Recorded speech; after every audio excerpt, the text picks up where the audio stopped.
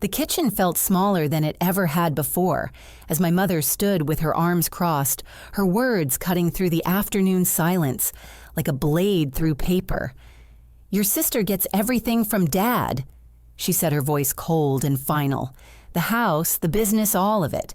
You're not in the will, Ciara. He made that perfectly clear." Madison leaned against the doorframe behind her, a satisfied smirk playing at the corners of her mouth as she watched my world crumble. "Pack your things and leave." Mom continued, her eyes avoiding mine completely. "Don't come back." What they didn't know was that I held the key to a truth that would shatter everything they thought they understood about Dad's final wishes. 3 months earlier, life had been completely different. Dad was still alive, then fighting his battle against the heart condition that would eventually claim him. I remember the exact moment Dr. Patricia Hoffman delivered the news that changed everything.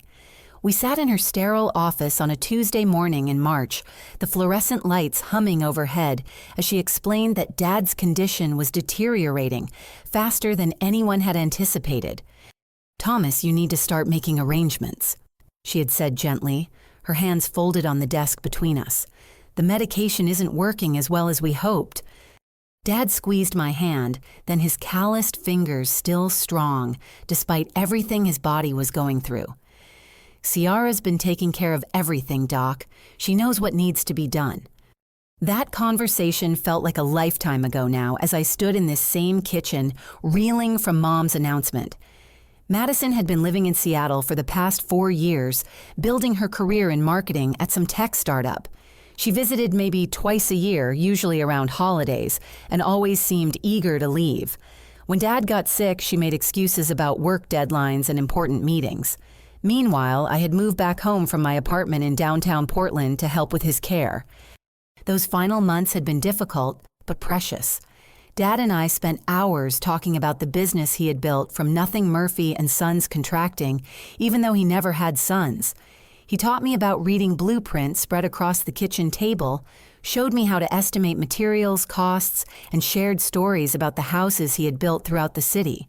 Every morning I drove him to the construction sites, when his strength allowed it, watching him light up as he inspected the work and talked with his crew. Madison had arrived for the funeral wearing an expensive black dress. I didn't recognize her hair perfectly styled, despite the red-eye flight from Seattle. She hugged everyone with practiced sympathy, accepting condolences like she had been the devoted daughter all along. But something changed in her demeanor during the reception at our house. I noticed her having quiet conversations with Mom in corners, their heads bent close together, as Madison whispered things that made Mom's expression grow more and more troubled. The shift in Mom's attitude toward me started small. She began questioning decisions Dad and I had made together, wondering aloud why I had been so involved in his business affairs. "Madison thinks it looks suspicious," she said one evening about 2 weeks after the funeral. "All this time you spent with your father toward the end." I felt like I had been slapped. "Mom, I was taking care of him. Someone had to drive him to appointments, help him with medications, make sure he was eating properly." "I know, sweetheart, but Madison has a point. She thinks maybe you were influencing him somehow, trying to get yourself written into the will." The accusation stung because it was so far from the truth.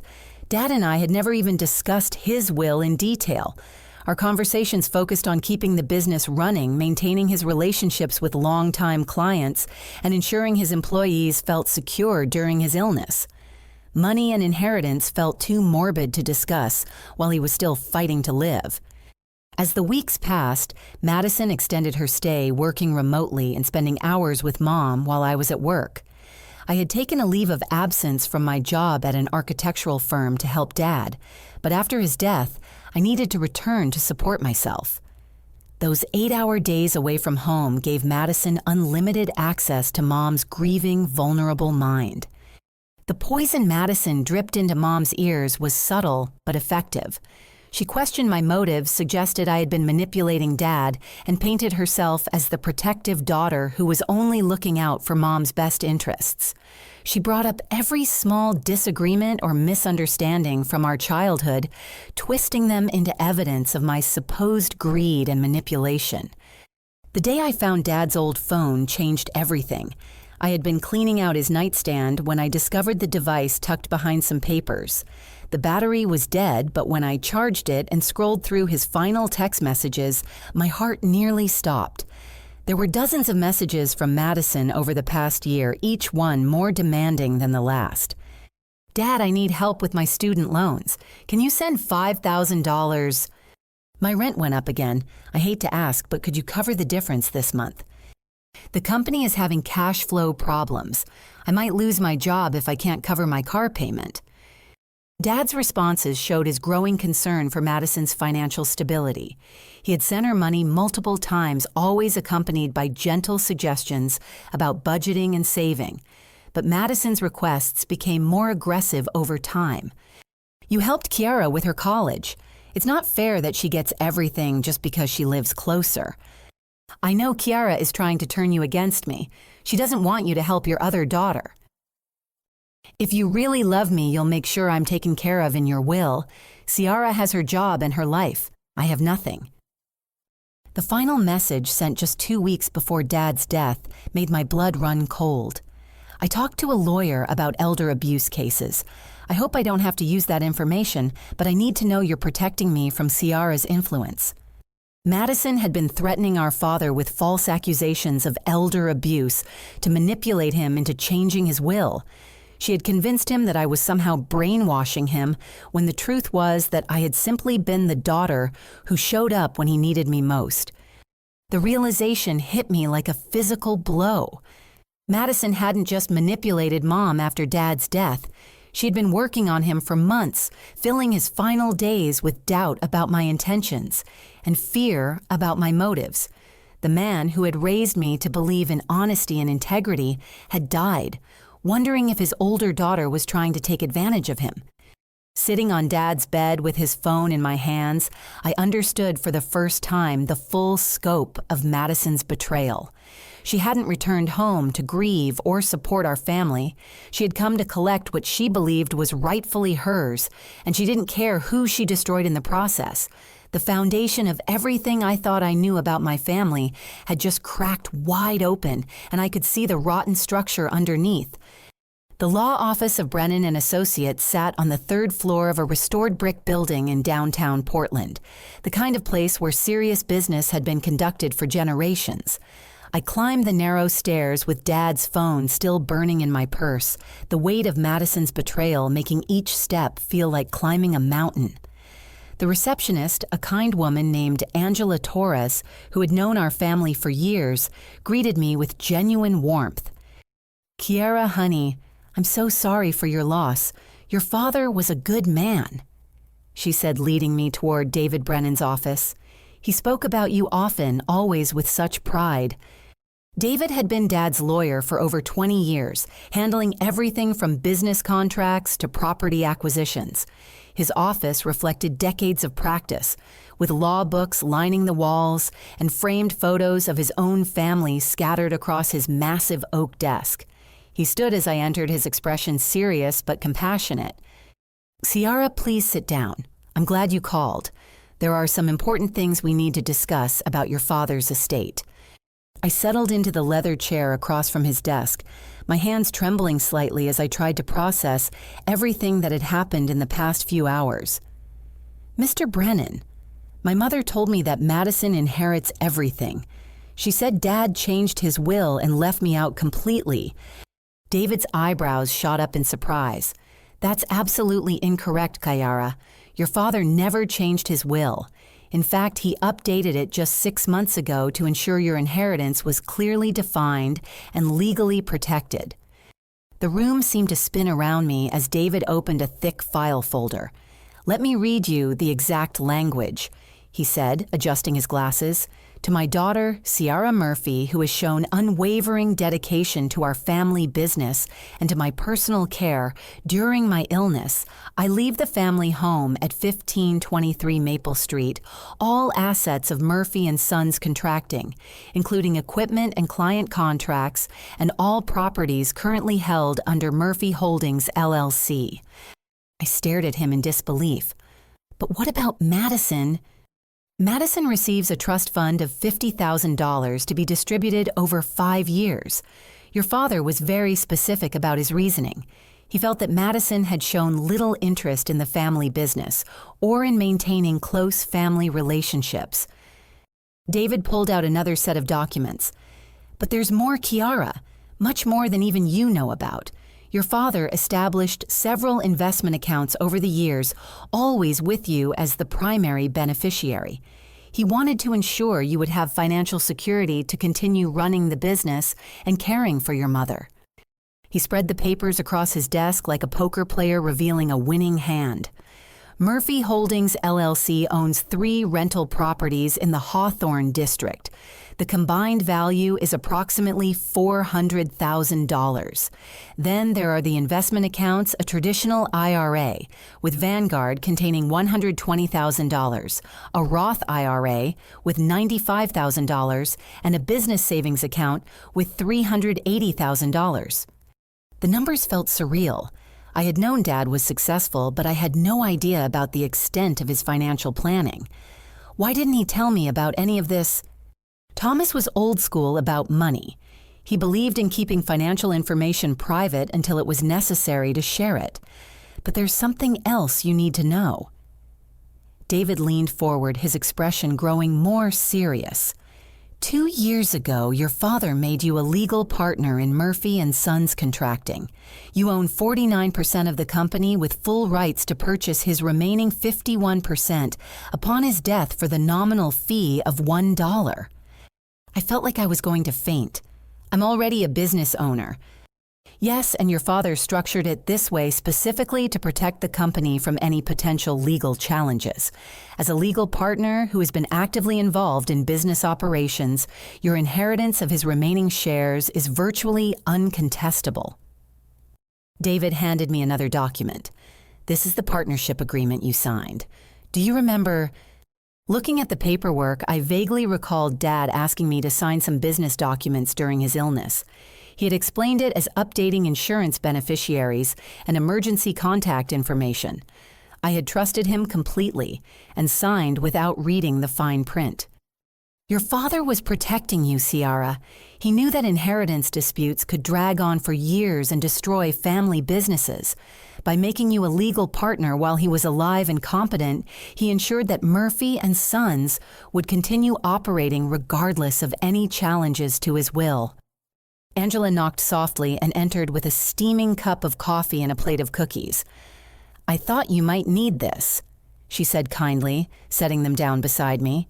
Your father used to say that all important conversations should include good coffee and homemade cookies.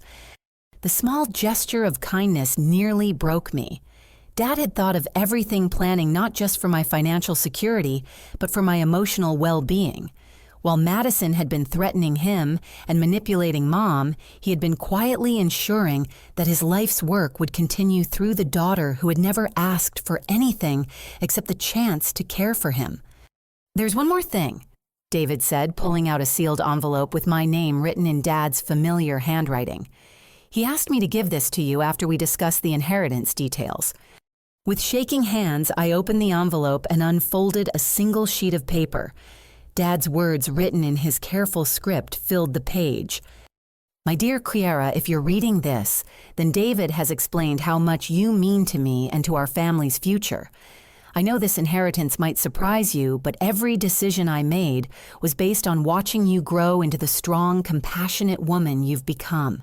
You never asked for special treatment or demanded your share. You simply showed up every day ready to help however you could. That's the kind of character that builds lasting success, not just in business, but in life. Take care of your mother, but don't let anyone take advantage of your generous heart. The business is yours now, and I know you'll make me proud. All my love, Dad. Tears streamed down my face as I read his words. Dad had known exactly what kind of person Madison was, and he had known exactly what kind of person I was. His will wasn't just a legal document, it was a testament to the relationship we had built over years of working together and caring for each other. Ciara, David said gently, I need to ask you something. Has anyone attempted to pressure you about the inheritance? Has anyone suggested that you don't deserve these assets? I thought about Madison's smug expression in the kitchen and Mom's cold dismissal. My sister has convinced my mother that Dad changed his will. They told me I'm getting nothing and that I should leave the house immediately. David's expression hardened. That's very concerning.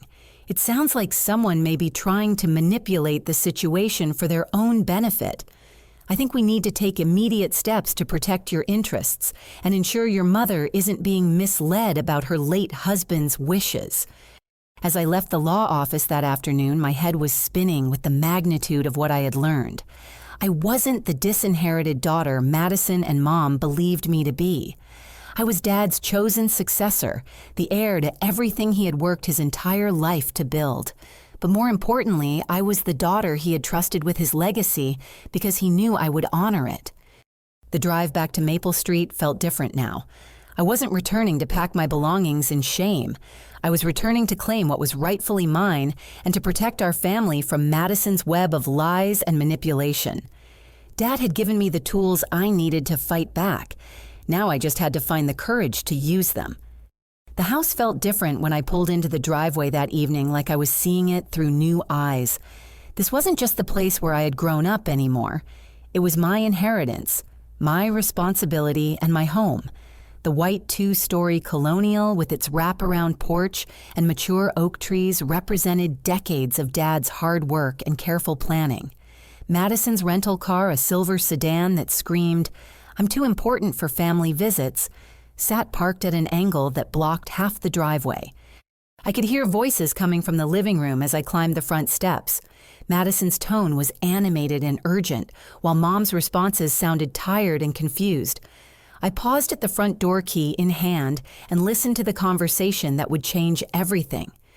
"I've been looking into quick sale options," Madison was saying. "There's a company called Pacific Property Solutions that specializes in fast closures for estate situations. They can have us closed and paid within 2 weeks. 2 weeks. Mom sounded overwhelmed. "Madison, that seems very fast. Shouldn't we take time to think about this?"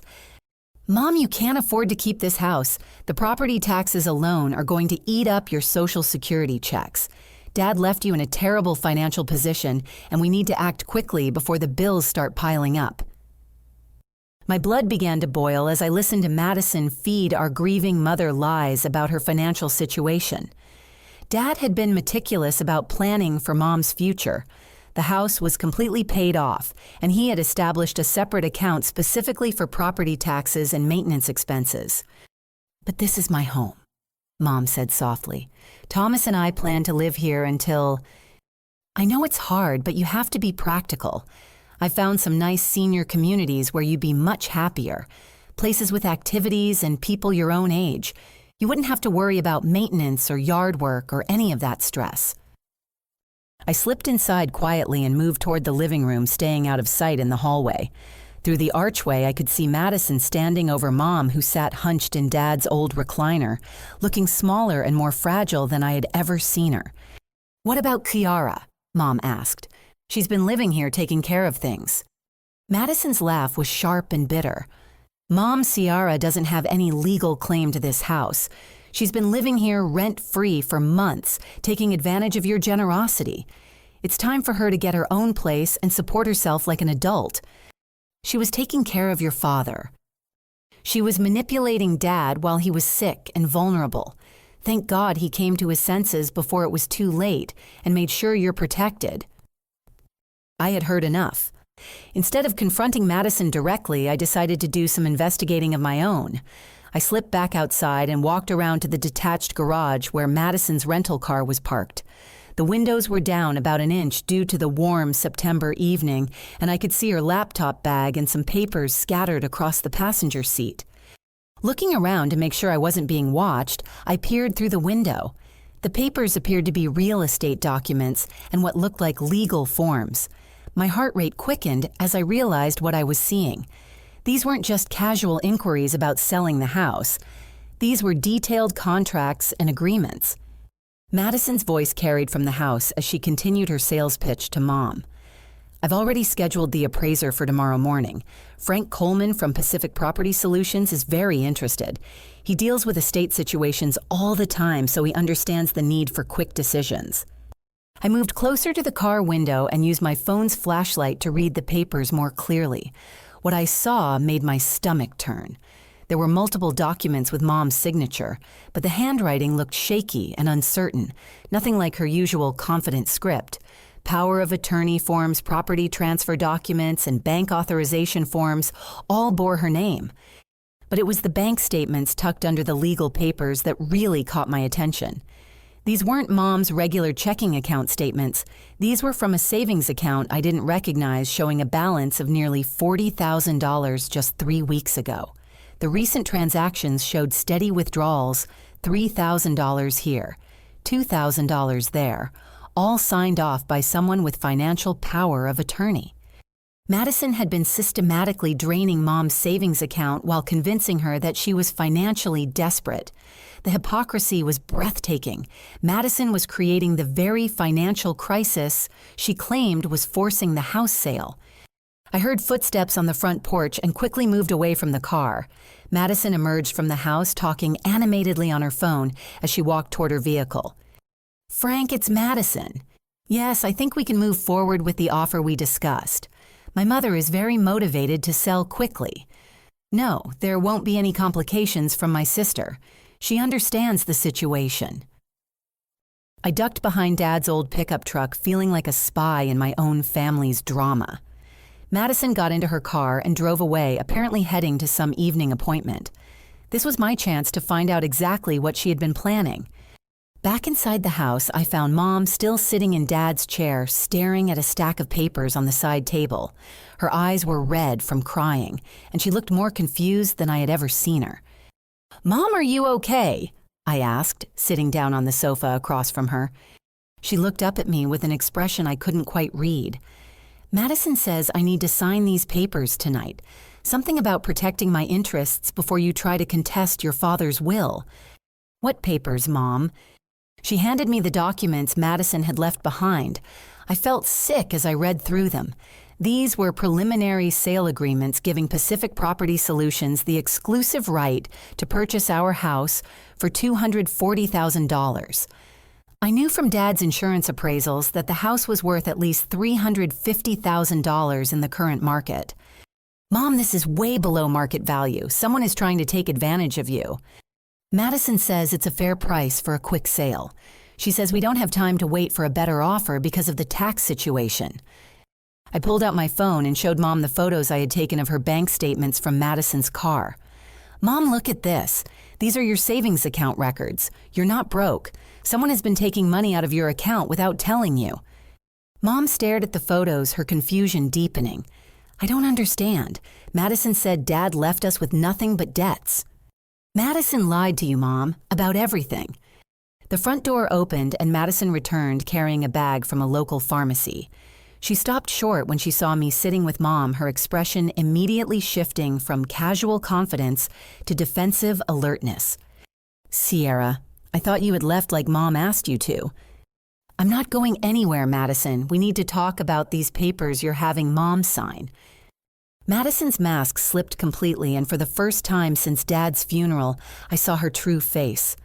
There was no grief there, no concern for family harmony. There was only cold calculation and barely contained anger at being discovered. "Those papers are none of your business. Mom is a grown woman who can make her own decisions about her property." "Property that isn't hers to sell," I said, standing up. "Property that Dad left to me in his will." Madison's laugh was harsh and mocking. "Right, Ciara. Dad left you everything. That's exactly the kind of fantasy that proves you were manipulating him." I pulled out David Brennan's business card and handed it to Mom. "Call him tomorrow, Mom. Ask him to read you Dad's real will. Don't take Madison's word for it, and don't take mine. Hear it directly from Dad's lawyer." Madison snatched the card from Mom's hands before she could read it. "You're not calling anyone until we sort this out as a family. Ciara is trying to confuse you with false information." But the damage was done.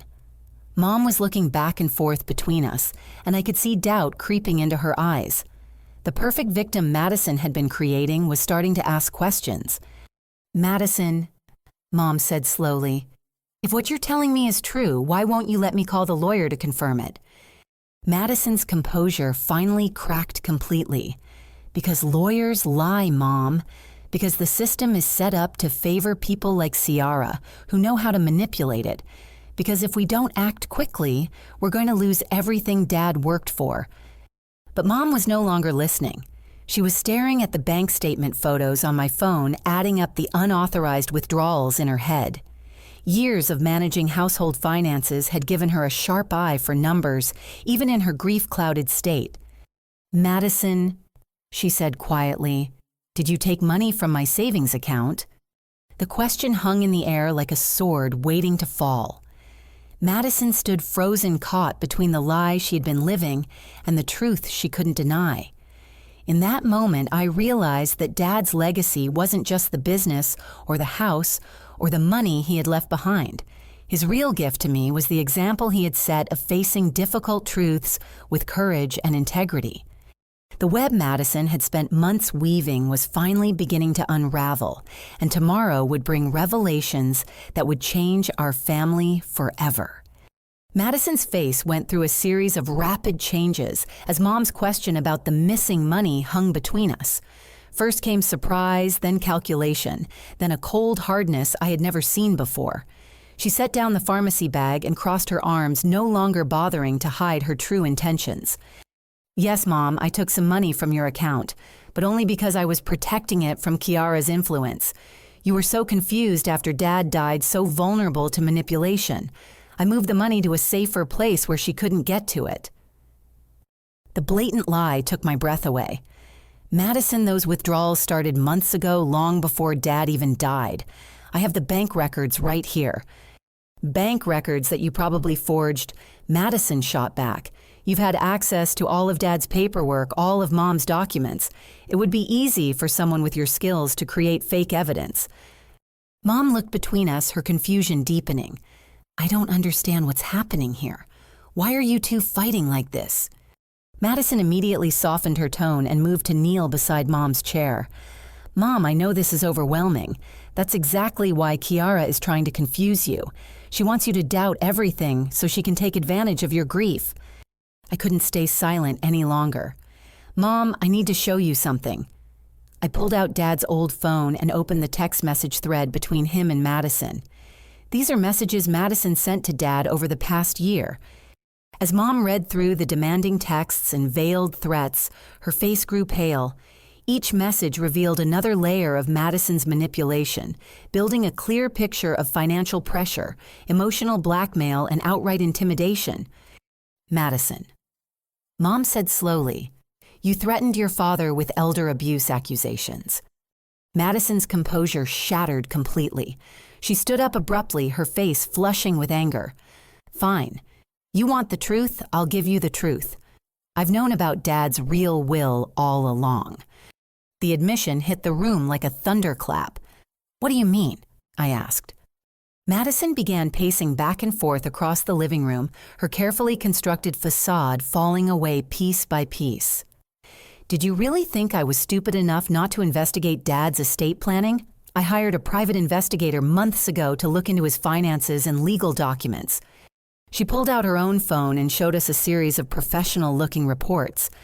"I know exactly what Dad left to each of us. I know about the business partnership, the rental properties, the investment accounts, all of it." Mom stared at her in shock.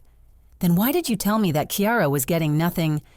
"Because I wasn't going to let Dad's favoritism stand unchallenged," Madison said, her voice rising. "Do you have any idea what it feels like to be the forgotten daughter, to watch your sister get everything while you struggle to pay rent in Seattle?" "Madison, you never struggled," I said. "Dad sent you money whenever you asked for it.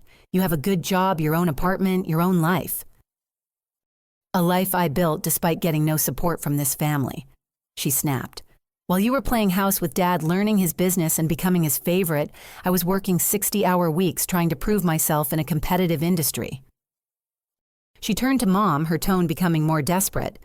I've already hired a probate attorney, Mom, Patricia Chen from Chen and Associates downtown. She specializes in challenging unfair wills, especially cases involving elder abuse and undue influence. The name sent a chill down my spine. Patricia Chen was known throughout Portland for taking aggressive approaches to inheritance disputes, often dragging cases out for years while her clients' legal fees mounted. "Madison, you can't be serious," I said. "You're going to destroy our family over money." "Our family was destroyed the day Dad decided you were worth more than me," Madison replied coldly. "But Patricia thinks we have an excellent case.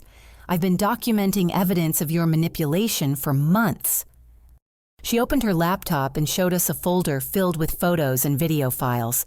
"I have pictures of you going through Dad's personal papers, video of you isolating him from his friends and other family members, recordings of conversations where you were clearly influencing his decisions about the business."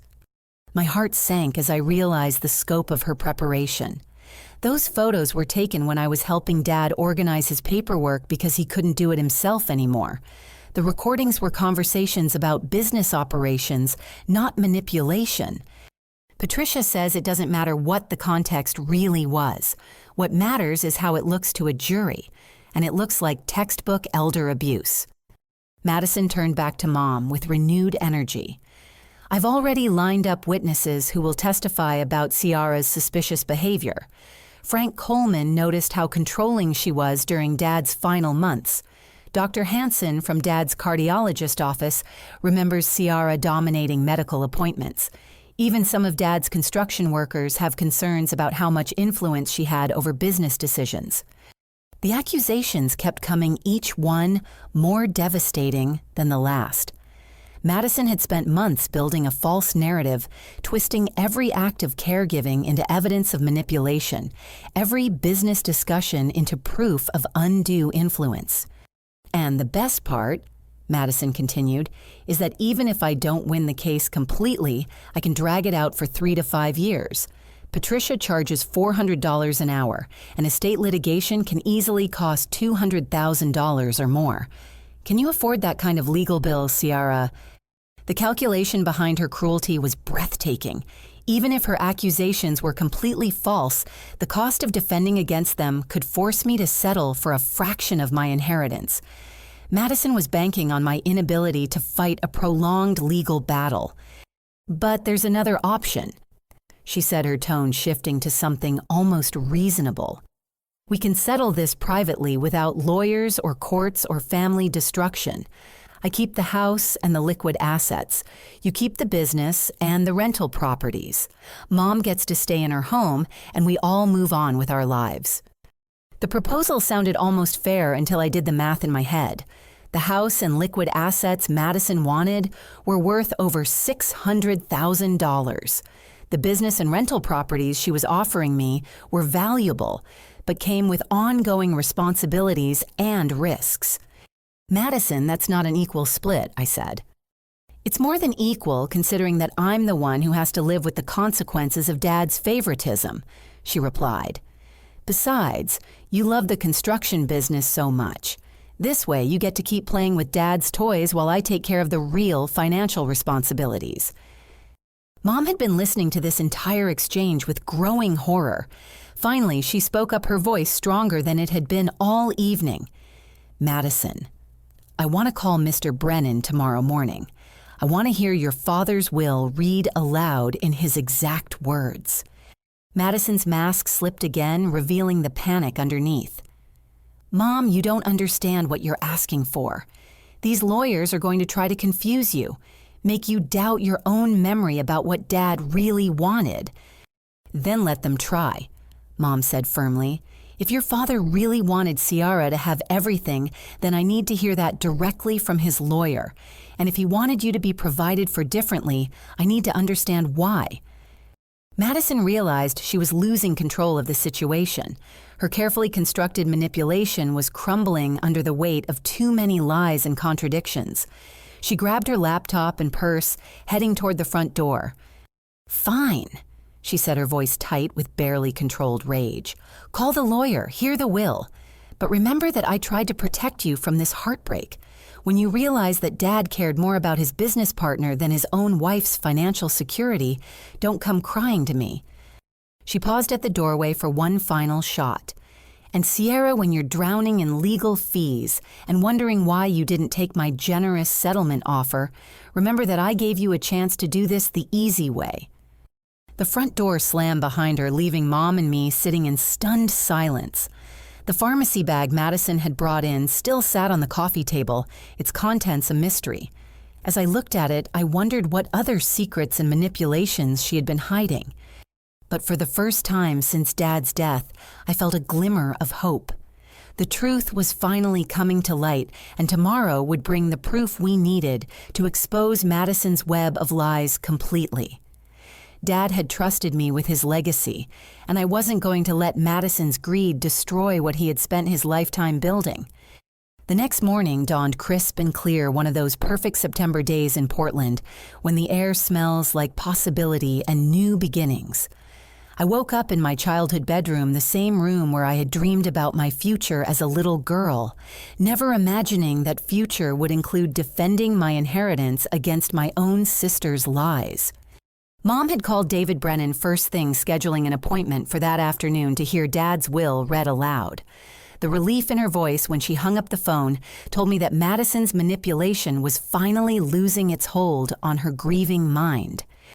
"Ciara," she said over breakfast, "I need to apologize to you. I let my grief cloud my judgment, and I should have trusted your father's decisions instead of listening to Madison's version of events." "Mom, you don't need to apologize. Madison is very good at manipulating people when they're vulnerable. She had me doubting myself, too." Around 10 that morning, my phone rang with an unexpected call from Sam Rodriguez, Dad's business partner and longtime friend.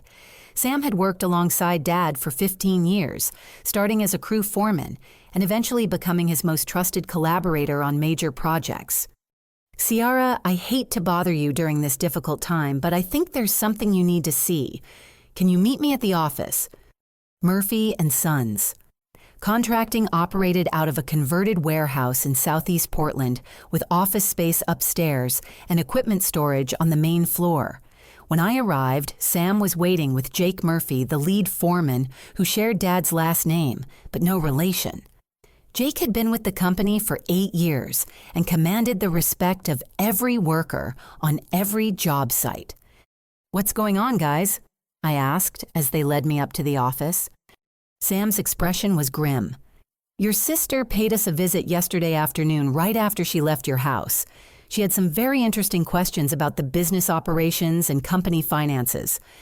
He led me to Dad's old desk where a computer monitor displayed security footage from the office cameras. "We've had these cameras installed for insurance purposes, but we never thought we'd need them to catch family members snooping around." The footage showed Madison entering the office around 7 o'clock the previous evening using a key I didn't even know she possessed. She moved through the space with practiced efficiency, checking file cabinets, photographing documents, and searching through Dad's desk drawers. "She had a key?" I asked. Jake nodded. "Your dad gave her 1 year ago, back when she was in college, and sometimes helped with summer bookkeeping. I guess he never asked for it back." We watched Madison on the screen as she located Dad's business computer and attempted to access financial records. The timestamp showed she spent nearly an hour going through files before finally giving up and leaving. "The thing is," Sam said, "she wasn't just looking randomly. She knew exactly where to find certain documents, like she had been planning this search for a long time." Sam pulled out a thick folder from his own desk. "But here's what really concerns us. Over the past 3 months, Madison has been calling our regular clients, asking questions about ongoing contracts and payment schedules." The folder contained notes Sam had been keeping about these unusual contacts. Madison had called Peterson Construction Supply asking about outstanding invoices. She had contacted the Hendersons, whose kitchen renovation we had just completed, inquiring about their satisfaction with the work and whether they had paid their final bill. She'd even reached out to City Hall asking about permit requirements and inspection schedules for upcoming projects. "It's like she was conducting her own audit of the business," Jake said. But why would she care about our operations if she's not involved in the company? I thought about Madison's settlement offer from the night before her suggestion that I keep the business while she took the liquid assets. She's been trying to determine the exact value of Dad's business interests. She needed to know what she was negotiating for. Sam's face hardened. Ciara, there's something else. Yesterday, she offered to buy out my partnership interest for $50,000. She said the family was planning to sell the business and that I should take the money and find another job. The audacity took my breath away. Sam, you're not just an employee. Dad always said this business belonged to both of you. That's exactly what I told her. But she insisted that the family was making changes and that I wasn't part of the long-term plan. Jake stepped forward, his expression serious. Boss, I need to tell you something. The whole crew has been worried about what's happening to the company. We know how much your dad loved this business, and we know how much he trusted you to carry it forward. What do you mean? We've been talking among ourselves, and we want you to know that we're behind you 100%. If there's any legal trouble with the inheritance, if anyone tries to challenge your right to run this company, we'll testify about what we witnessed between you and your father. Sam nodded in agreement. Your dad spent 2 years teaching you every aspect of this business because he knew you were the right person to continue his legacy. We watched you earn his respect and his trust through hard work and dedication, not manipulation. He pulled out another folder, this one containing letters and emails. After your dad got sick, several clients specifically requested to work with you on their projects. They trusted your knowledge and your attention to detail. That's not something that happens because of family connections. That's something you earn through competence. The support from Dad's business family felt like a lifeline. These men had worked beside him for years, had seen the genuine relationship we built through shared labor and mutual respect. Their willingness to stand up for me meant more than they could possibly know. There's one more thing, Jake said. We've been keeping track of all the equipment and tools just in case anyone tries to claim they don't belong to the company. Your dad was meticulous about maintaining inventory records, and everything is exactly where it should be. As we talked, my phone buzzed with a text message from an unknown number. The message was brief but alarming. This is Patricia Chen from Chen & Associates. I represent Madison Murphy in matters regarding the Thomas Murphy estate. Please contact my office immediately to discuss settlement options before we file formal challenges to the will. I showed the message to Sam and Jake, who exchanged concerned looks. How fast can lawyers work? I asked. Fast enough, Sam replied. But don't let them intimidate you. Your dad made his wishes clear, and he had good reasons for every decision he made. Around noon, another unexpected ally arrived at the office. Dr. Patricia Hoffman, Dad's cardiologist, had driven over during her lunch break after hearing about the family dispute from mutual friends. Ciara, I hope you don't mind my stopping by unannounced, but I wanted you to know that your father spoke about you often during his medical appointments. He was very proud of the way you stepped up to help during his illness. Dr. Hoffman's presence was reassuring in a way I hadn't expected. She had witnessed Dad's mental clarity throughout his treatment, had seen our interactions during medical consultations, and understood the reality of our relationship better than most people. Madison's lawyer might try to suggest that your father wasn't competent to make financial decisions during his final months, she said. I want you to know that his medical records clearly document his mental acuity up until the very end. He understood his condition, his treatment options, and the implications of his illness for his family and business. She handed me her business card. If you need medical testimony about your father's competency, I'm prepared to provide it. Thomas Murphy was one of the most mentally sharp patients I've ever treated, even while dealing with serious cardiac issues. As the afternoon approached and our appointment with David Brennan drew near, I felt surrounded by people who had genuinely cared about Dad and who understood his true character.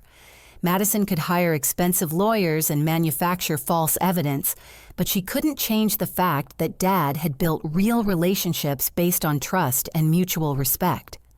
The truth was emerging from every corner of Dad's life, and tomorrow would bring even more revelations that would completely expose Madison's web of deception. That evening, I decided to take a calculated risk that would change everything. Dad had always been somewhat paranoid about home security installing cameras and alarms after a rash of break-ins in our neighborhood several years earlier. What Madison didn't know was that he had upgraded the system just 6 months before his death, adding hidden cameras throughout the house that could be monitored remotely through a smartphone app. I had helped him set up the system, but had forgotten about it during the chaos following his death. Now, as I sat in my childhood bedroom, I downloaded the security app and logged in with Dad's credentials, which he had shared with me in case of emergencies. The interface showed feeds from 12 different cameras positioned throughout the house living room kitchen, front porch, back patio, and several other strategic locations. More importantly, the system stored footage for up to 90 days, meaning I could review everything that had happened since Dad's funeral. My hands trembled as I scrolled back through weeks of recorded footage. There was Dad's memorial service with dozens of friends and family members sharing stories and offering support. There were the quiet days that followed when Mom and I tried to adjust to life without him. And then there was Madison's arrival marked by her rental car pulling into the driveway at 3:15 on a Tuesday afternoon. What I saw in the footage from the following weeks made my blood run cold. Madison hadn't just been manipulating Mom through conversations. She had been systematically drugging her to make her more compliant and confused. The pharmacy bag Madison had brought home the night before suddenly made sense. I fast-forwarded through several days of footage watching Madison prepare Mom's evening tea with something extra from small bottles she kept hidden in her purse. Mom's increasing confusion and memory problems weren't just grief-related, they were chemically induced.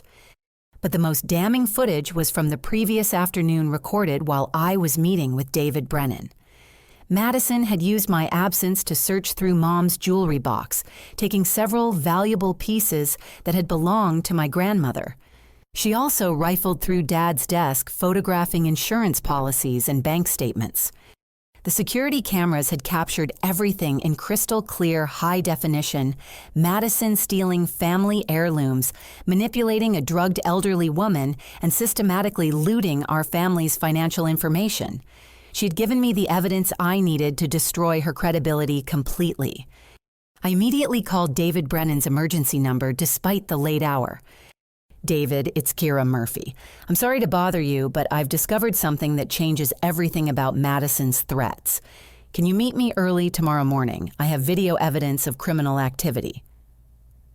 Criminal activity. Ciara, what kind of evidence are you talking about? Home security footage showing Madison stealing from our mother, drugging her tea, and searching through private financial documents without permission. I think we're dealing with elder abuse charges, not just inheritance disputes. David's tone became immediately serious. Don't touch anything else tonight. Don't confront Madison or alert her to what you've discovered. Meet me at my office at 7 tomorrow morning and bring copies of all the footage. We may need to contact the police. I spent the rest of the night downloading and organizing the security footage, creating a timeline of Madison's criminal behavior.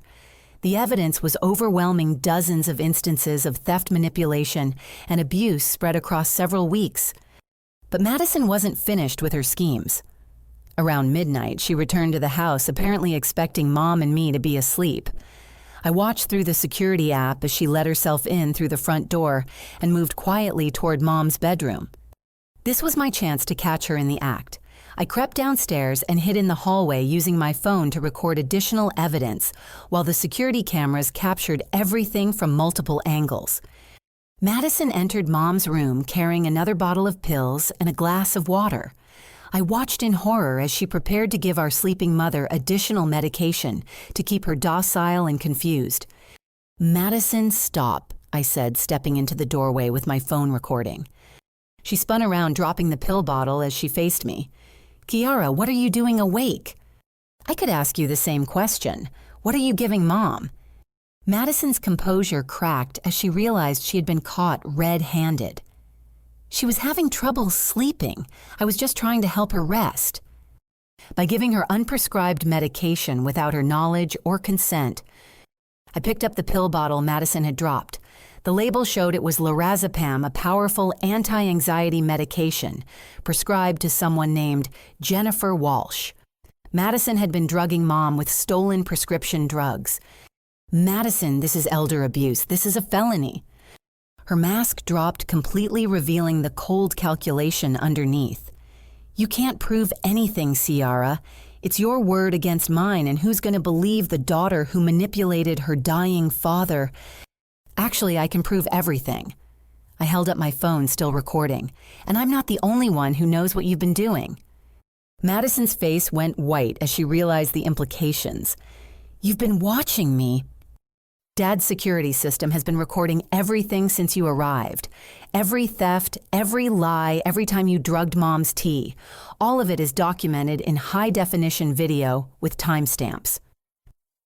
Madison lunged for my phone, but I was ready for her.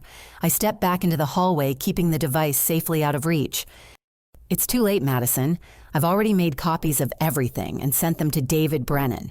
Tomorrow morning, we're filing charges for elder abuse theft and attempted fraud. Madison's rage exploded. You self-righteous bitch. Do you have any idea what I've sacrificed for this family? Do you know what it's like to watch your sister get everything while you struggle to pay rent? You weren't struggling, Madison. Dad sent you money whenever you asked for it. You had a good job in your own life. A life I built despite getting no support from anyone here. While you were playing house with Dad, I was working 80-hour weeks trying to prove myself in a competitive industry. So you decided to steal from your own mother. Madison's composure shattered completely. I decided to take what should have been mine from the beginning. Dad's favoritism was always obvious, but I thought I could at least count on Mom to treat us equally.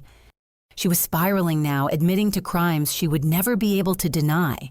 The security cameras were capturing every word, creating evidence that would destroy any remaining credibility she might have with lawyers or courts.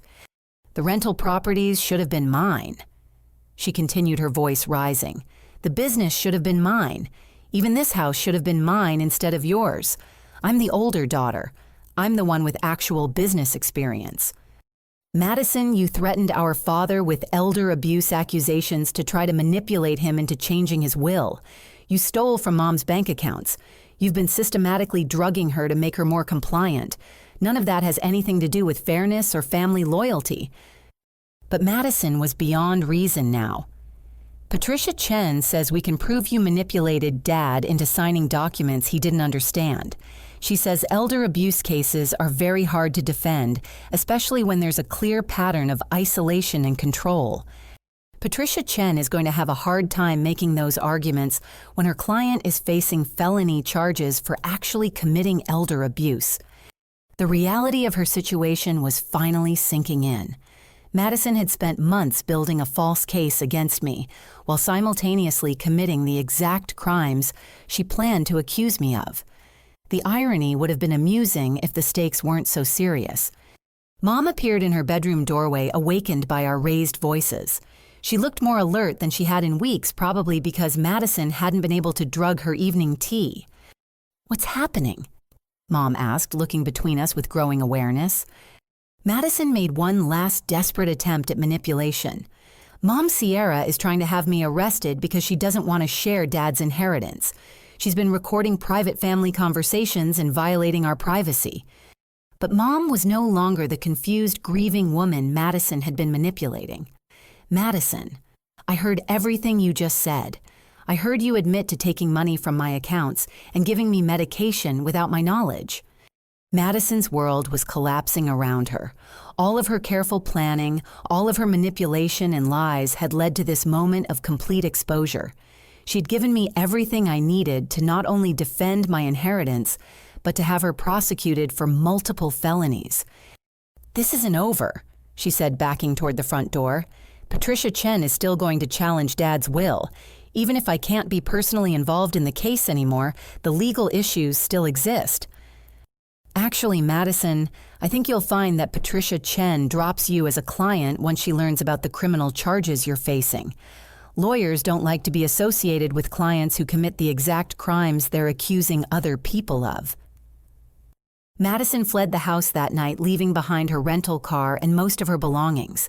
She apparently realized that staying in Portland would only make her legal situation worse. But the damage was done. I had documented evidence of her crimes testimony from multiple witnesses about her manipulation and proof that every accusation she had made against me was pure projection. The tables had turned completely, and tomorrow would bring the justice Dad had trusted me to seek. 7 days after Mom had told me to leave our family home, her phone rang at exactly 6:37 in the morning. I was sitting at the kitchen table drinking coffee and reviewing contracts for Murphy and Sons Contracting when her scream echoed through the house. "They arrested Madison," she said, her voice shaking as she hung up the phone. "The police found her at the Portland airport trying to board a flight to Phoenix. David Brennan filed charges yesterday afternoon, and they issued a warrant for her arrest." The call had come from Patricia Chen's law office informing Mom that they were withdrawing from any potential challenges to Dad's will. Madison's attorney had discovered the criminal charges and wanted no part of a case that could expose her firm to legal liability. Everything had unraveled with stunning speed once the truth emerged. The video evidence I had provided to David Brennan was so overwhelming that the district attorney's office fast-tracked the charges. Madison faced 5 felony counts: elder financial abuse theft in the first-degree identity, theft prescription, drug theft, and fraud. But the real revelation came when Detective Maria Santos contacted us later that morning. Madison's financial records, subpoenaed as part of the criminal investigation, revealed the true extent of her desperation. "Your sister owes $93,000 to various Las Vegas casinos," Detective Santos explained during her visit to our house. "She's been covering minimum payments on gambling debts by taking money from your mother's accounts and manipulating family members." The full picture finally made sense. Madison's urgent phone calls asking Dad for money, her desperate attempts to claim inheritance that wasn't legally hers, her systematic theft from Mom's savings account. Everything had been driven by gambling debts that had spiraled completely out of control. She was facing collection actions from several creditors, Detective Santos continued. "The private investigator she hired to research your father's estate was actually paid for with money stolen from your mother's account." Mom sat in stunned silence as we learned about Madison's double life.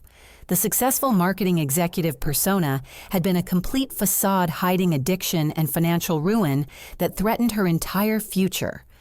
David Brennan arrived that afternoon with the final paperwork to settle Dad's estate. Ciara with Madison's criminal charges and the withdrawal of her legal challenge. There are no remaining obstacles to implementing your father's will. The formal transfer of assets felt almost anticlimactic after everything we had been through. I signed documents making me the official owner of our family home, the construction business, 3 rental properties, and investment accounts, totaling over $800,000. But more importantly, Mom and I signed papers establishing her financial security for the rest of her life. Dad had planned carefully for her future, and now we could implement those plans without interference from Madison's manipulation. Sam Rodriguez stopped by that evening to discuss the business transition. "Your dad would be proud of how you handled this situation, Ciara. You protected everything he worked for without compromising your integrity." We spent an hour reviewing current projects and planning for the company's future. The construction crew had rallied around the transition, with several clients specifically requesting to continue working with me on their projects. Dad's reputation for quality work and honest dealing had created a foundation that would support the business for years to come. Jake Murphy arrived with the rest of the crew around dinner time, bringing pizza and beer for an impromptu celebration. "Boss," he said, raising his bottle in a toast, "here's to continuing Thomas Murphy's legacy the right way." The men who had worked alongside Dad for years welcomed me as their new leader with genuine enthusiasm. They had seen my dedication during his illness, had witnessed my knowledge of the business operations, and respected my commitment to maintaining the standards Dad had established. Dr. Patricia Hoffman called that evening with medical updates.